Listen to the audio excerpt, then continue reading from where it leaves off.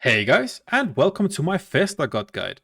My video guides are not going to be super long videos, as I'm making these videos the way I would like to watch a video guide, which is a 3 to 5 minute video depending on the boss, explaining the mechanics and giving me a good strategy to use for the boss. So if that is what you are looking for, you have come to the right place. All strategies in my video guides will be the strategies my guild and I used during the world first progression racing classic. Festergut is a fairly simple fight from a guide perspective, so I won't waste your time. There is 5 abilities you need to know for this fight. The first ability is Gastric Bloat.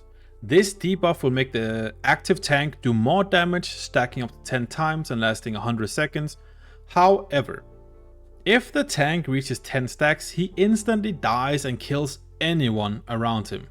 So off tank needs to taunt off at 9 stacks, and then main tank taunts again when the off tank is at 9 stacks, etc, etc.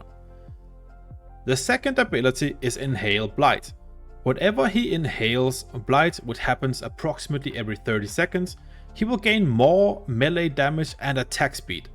When this buff reaches 3 stacks, he will start to hurt a lot, and you should have cooldowns rolling on your tank at this point. After reaching 3 stacks, he will do 90% more damage and have 90% more attack speed for about 30 seconds before he casts Pungent Blight to release all the gas he has inhaled to deal massive damage to the entire raid. So how do we deal with this massive raid damage? Spores. 20 seconds into the pull and every 30 seconds after, a gas spore will spawn in the raid. If you stand under these spores when they expire, you gain a stack of Inoculated, which reduces your shadow damage taken by 25% for 2 minutes, and it stacks up to 3 times and is removed when Pungent Blight is casted. In our raids, we have 3 camps assigned for this, 1 in melee, 1 in the left range camp, and 1 in the right range camp. We use our 2 Holy Paladins in range as markers on where to stack for the spores. If more than 1 spore spawns in melee, obviously one melee player moves out to the missing range camp with the spore. The last 2 abilities we'll talk about now is basically personal responsibility stuff though. Just like the Rot Phase fight, Vile Gas will spawn, and it will spawn on 3 players.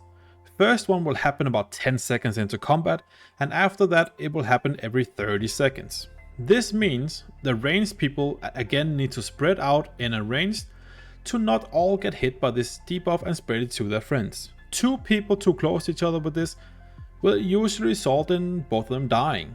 This should not overlap though with the spore, so you'll be fine when it comes to that. The last ability is Malleable Goo. Malleable Goo is casted from Puticide Balcony around every 10 seconds.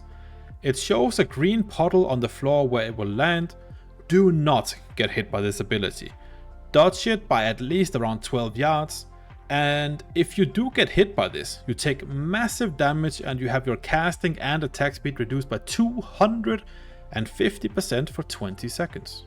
The way my guild handles this in melee is to play it like we've been playing Algalon, which is everyone in melee stacks on any leg at the start, and then every 10 seconds when Malleable Goo is casted, we swap leg position even if it is not in melee, since can be hard to see it in melee. And that's about it for Festergut. If a player in your raid missed a spore stack, you can make sure to shield them right before the explosion, give them hand sack with a bubble etc to make sure they live. It is possible to live with only 2 stacks, we've had that happen many times. I hope you enjoyed the video, and I'll see you in the next one.